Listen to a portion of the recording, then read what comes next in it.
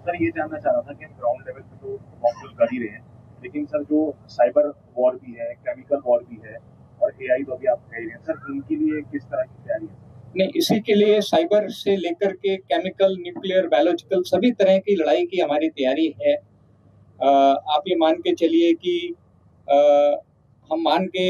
हमें विश्वास है कि अगली लड़ाई सिर्फ एक डोमेन में नहीं होगी, मल्टी डोमेन ऑपरेशंस होंगे। लड़ाई स्पेस में भी होगी, साइबर में भी होगी, ईडब्ल्यू में भी होगी, इन्फो वॉर में भी होगी।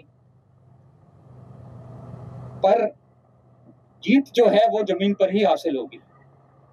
तो ये सारे डोमेन में जो भी हम काम कर रहे हैं वो किसी तरीके से जो हमारी अल्टीमेट जीत है, वो चाहे 71 की जीत हो, चाहे 65 की जीत हो, वो जब तक हम जमीन पर कब्जा नहीं करेंगे वो पाकिस्तान मानेगा नहीं कि हम जीत गए हैं। तो डोमेन सारी जरूरी हैं, हम सारी डोमेन में लड़ाई की तैयारी कर रहे हैं।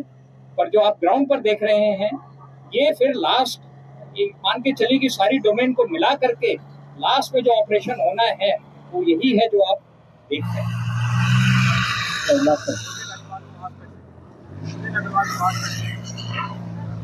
मैं जानना चाह रहा हूँ एआई आने के बाद से कितने सैन्य बल शामिल हैं इस ट्रेनिंग में?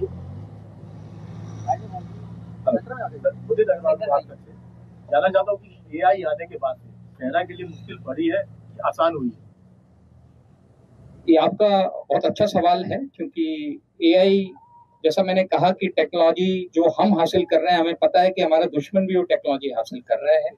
और इसलिए जरूरी है कि जब हम टेक्नोलॉजी को अपने सिस्टम में शामिल कर रहे हैं तो हम इस चीज को भी ध्यान में रखें कि किस तरीके से दुश्मन जब इस टेक्नोलॉजी को शामिल करेगा तो हम किस तरीके से लड़ाई लड़ेंगे। पर एआई आने से हमारे सिस्टम्स में बहुत सहूलियत हुई है।